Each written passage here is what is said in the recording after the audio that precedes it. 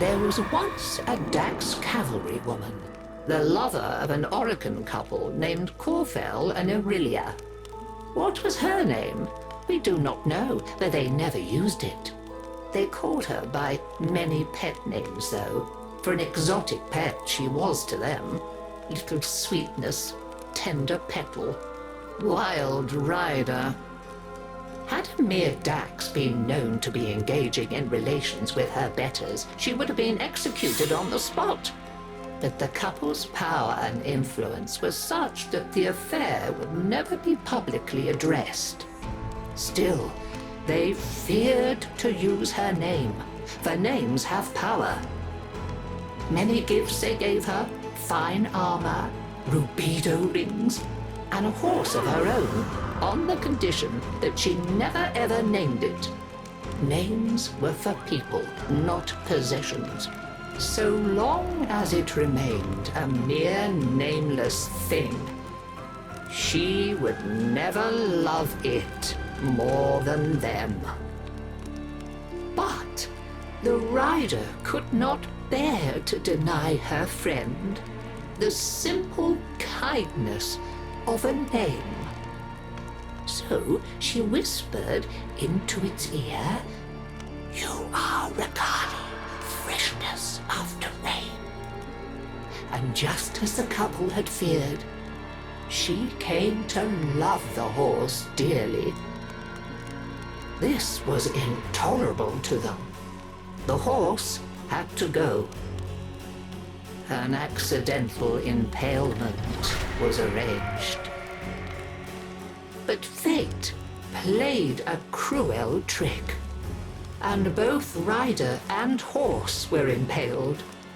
Corfel and Aurelia hastened to her side. Ignoring the dying horse, they fretted over their lover as she coughed blood.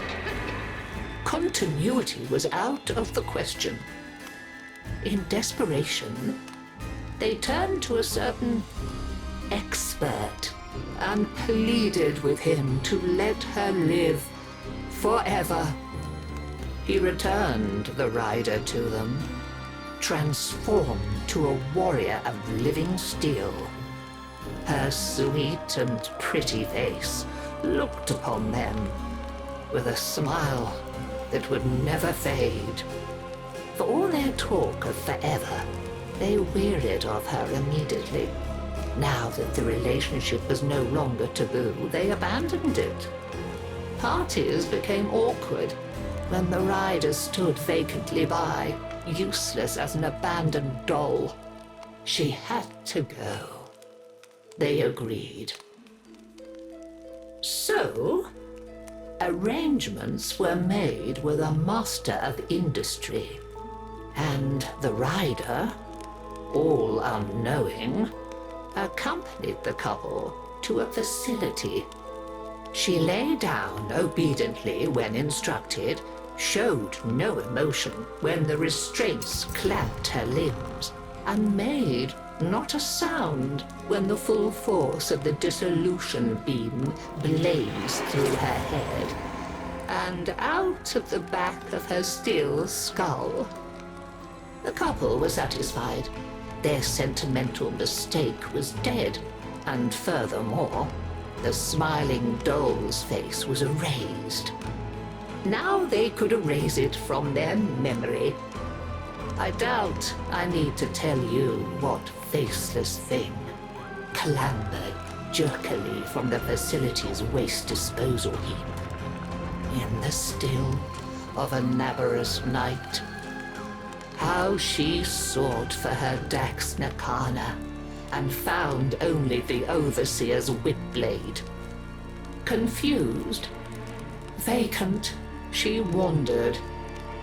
Why was she alone? Where was her loyal Rakali? She raged deep into despair and memory, and summoned up a ghost horse to run alongside her on the night winds.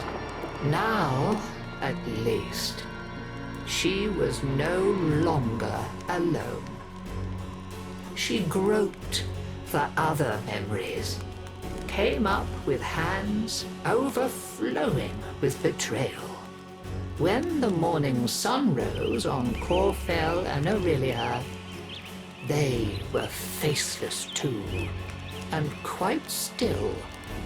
After that, she wandered without purpose, and the legend of the Hollow Rider grew.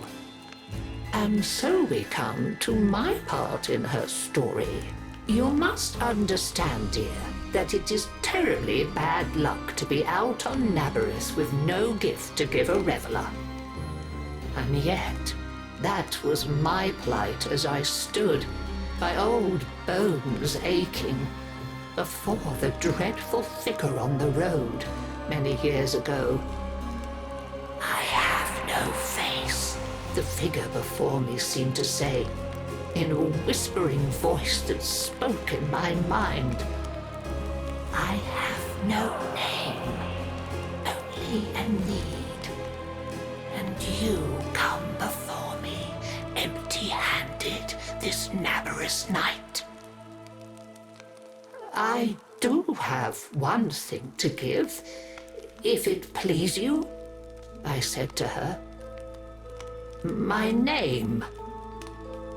When you ride away, you shall be DAGATH, and I shall be only grandmother.